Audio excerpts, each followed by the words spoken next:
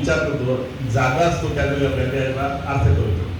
आता सगळ्यांना माहिती असलेली गोष्ट आहे, पण एकदा सांगतो ती, कारण परवा मंगळवारी आमचा कार्यक्रमाचा विषय ठरला म्हणजे काय, मला अपेक्षित नव्हतं काय, तुम्ही काकांना लगेच मी कळवलं खाली हे असलं काय पैसे देणे किंवा काय देणे काही नको आहे.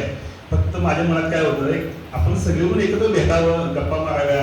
आता झाली अर्धा वर्ष नुसतं राम राम राम करत बसले, एक दिवस मोकळेपणानं बोलावं, गप्पा मारायच्या, दंगा करायचा, एवढं डोक्यात होतं माझ्या. त्यानंतर जेवण करूया, काय ते भात आमची काय ते करायचं जेवायचं, काही बाकी विषय नव्हता. पण ठरल्यानंतर आम्ही जे पुढे काय काय गोष्टी घडल्या, पण ती करायला जात असं सकाळचं हे संध्याकाळी ठरलं. सकाळी माझा फोन झाला, कोणाचा दीपा तोटकर का फोन झाला, तर त्यांचं ऑपरेशन झालं एका डोळ्याचं, दुसऱ्या डोळ्याचं व्हायचं आहे. मग ते आता होणार नाही, काय बरेच प्रॉब्लेम काहीतरी होते. त्यावेळी बोलता बोलण्याच्या काका आणि काकू दोघं माझी बोलले, त्यावेळी तो विषय झाला. भात आपल्या इथं जो शिजला 31 तारखेला तो आपोआप शिजला. कसा शिजला ती घडलेली घटना 1-2 मिनिटात सांगतो.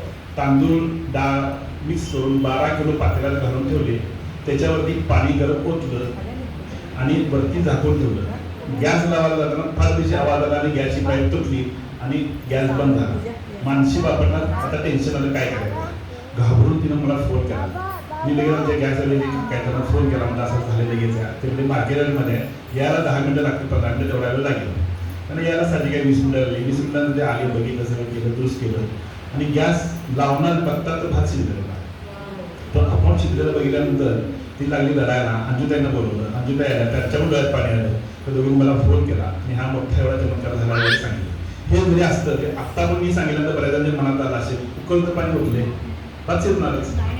माझ्या मनात आलं आपण पण युज करून बघूया, माझ्या मनात आलं होतं काय, खरं सांगतो, कारण शिजणार नाही कसं, आपण शिकलेलो काय. मग नंतर माझ्या मनात विचार असा आला की आपण आपल्या देवावरती श्रद्धा नाही, असं देवाची परीक्षा बघायला म्हणून करायचं नाही, हे मी ठरवलं होतं आणि म्हणून मी केलं नाही. पण टोटकरने मला ते सांगितलं, अहो तुम्हाला सांगते म्हणजे तुषारदादा, तुमच्याकडे खरोखर जबरदस्त ताकद हा शिजनाथांची आहे. एवढी ताकद आहे की हा शिजला भात आमच्या मिस्टरनी ह्यांनी पुण्यामध्ये ह्याच घरामध्ये तांदूळ ठेवले मुठभर, त्यात पाणी घातलं, झाकून ठेवलं, शिजला नाही भात. आणि त्यात तर डाळ होती आणि ती शिजेल का, तर खरोखर तिथे काही ताकद आहे. आणि जबरदस्त ही हर्षिनाथांची ताकद तुमच्या मागं आहे, हे 100% त्यात काय वादच नाही. असं मला तुम्ही एकदा 4दा म्हणून दाखवलं.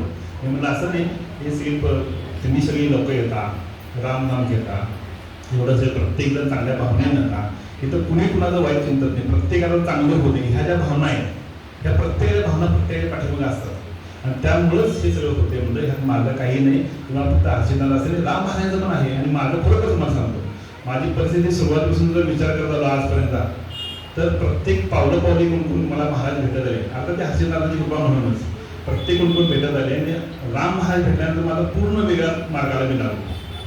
म्हणजे बराच फरक पडला नाही, म्हणजे आता 80% फरक पडला, अशी माझी पण परिस्थिती झाली. तर हे जे आहे ना, खरोखर काका म्हणतात असं अनुभूती आल्याशिवाय आपल्याला लक्षात येत नाही काय, ते आपण सजग राहिलं पाहिजे, डोळे उघडे ठेवून राहिलं पाहिजे, हे मात्र 100%. आता परत नंतर आणि परत पूर्व वेळ घालून मी 2 मिनिटं सांगतो. मला अपेक्षित नव्हतं सगळी या किंवा हे असं काय करा, फक्त गप्पा मारायचा, दंगा करायचा एवढंच डोक्यात होतं. बाकी हे काय मला नको असतं ते, पण ते सगळं तुम्ही केलं, ठीक आहे. आता ते विषय जाऊ दे. पण एक सांगतो, ह्या सगळ्याच्या पाठीमागे मी कायमपणे म्हणतोय, माझ्या वडिलांचं कधी पटत होतं असं नाही, भांडत होतो मी, भरपूर भांडत होतो, आईबरोबर भांडत होतो, पण तेवढंच प्रेम होतं, हे लक्षात ठेवा. माझ्या आईनं जे काही कष्ट केले ते कुणालाच बहिणीला म्हणजे तुम्हाला पण शक्य नाही. दुपारी 150 घाली सकाळी, 150 घाली संध्याकाळी पाणी उडायचं, 100 फूट 80 फूट खोल विहिरीतलं, आणि दुपारी 12-1 वाजता 16 ओल्यानं स्वयंपाक करायला. 16 बायका होत्या आमच्या दोघांच्या, त्यांना स्वयंपाकाला वाढायला. तर जे रईत लोक यायची त्यांना 10-15 लोकांना वाढायला, हे सगळं होईल 4 वाजायचे. आणि त्यावेळेपासून ते अन्नदानाची पद्धत सुरू झाली.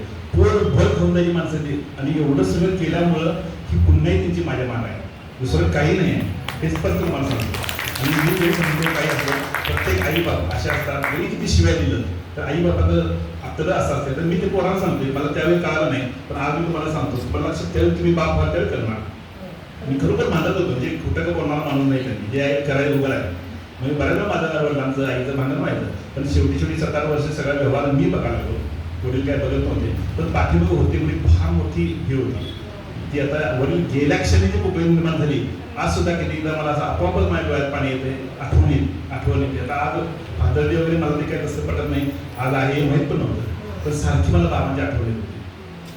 आणि त्या आठवणी मी खातो स्टेटसवर ठेवलं, आज ते कधी फादर्स डे वगैरे आहे असं मला समजलं. कसं असते माहिती आहे का, की माझ्या आठवणी आठवणीत असतात, त्या परत आता गेलेली माणसं परत भेटत नाही. त्यामुळे आपले जे वयस्कर लोक आहेत ना, त्यांना फक्त आहे तोपर्यंत किमान सांभाळून ठेवा. एकदा त्या माणसाचं हे संपलं की परत कितीही प्रयत्न केला तरी तुम्हाला तो भेटू शकत नाही. चैतन्य आमचे बाबा कायम दारात उघडायचे आणि म्हणायचे, तुझी वाट बघत बसलो, काम माहिती आउट ऑफ आबा आउट ऑफ असं ते सांगायचं. जाताना बाबाने तोपर्यंत ठीक आहे जाऊन म्हणत नाही, तोपर्यंत सांगायचं आबा जाऊन येतो, आबा जाऊन येतो. ती पण नाही माणसं म्हणून आई वडिलांनी खरोखर सांभाळणं हे फार मोठं आहे असं मला वाटतं. तीच पुण्य ही माझ्या आहे. माझ्या आई वडिलांनी केलेली पुण्य आहे, आई वडिलांनी जे काय केलं तेच माझ्या पाठीमागे आहे 100%. आणि त्यांचीच आशीर्वाद म्हणून हे हर्षिनाथ पाठीमागे आले. त्यामुळेच तुम्ही सगळेजण भेटला आणि तुमच्या सगळ्यांचं नामस्मरण, तुमच्या सगळ्यांच्या शुभेच्छा, तुमच्या सगळ्यांचं जे काही पाठिंबा आहे त्यामुळे त्याला यश मिळालं. आणि काका म्हणले तसं नुसतं यश मिळण्यासाठी फक्त अभ्यास करायला चालत नाही, अभ्यास करण्यासाठी सुद्धा ती बुद्धी व्हायला लागते. ती बुद्धी होण्यासाठी हे आपण सत्कर्म करायला लागतात. आणि तुम्हाला मी एक गोष्ट 100% सांगतो, खात्रीनं सांगतो, माझा अनुभव म्हणून सांगतो, बघितले म्हणून सांगतो, आपण जे काय पाप आणि पुण्यकर्म करू ते आपल्या पुढच्या त्याच्या 2-3 पिढ्यामध्ये जात असते. आपले आजोबा पंजोबा वडील काय काय वापरले बघा, ते आपल्याकडे फळ आलेलं असते. जे काय आपण वाईट कर्म करून 100 रुपये वाईट कर्म केलं, पाप केलं आणि 100 रुपये पुण्य केलं, 200 पुण्य केलं तर वजाबाकी 100 पुण्य शिल्लक राहत नाही. 100 पाप केलं ते पण फेडावं लागते आणि 200 पुण्य केलं तर तुम्हाला भोगायला मिळते.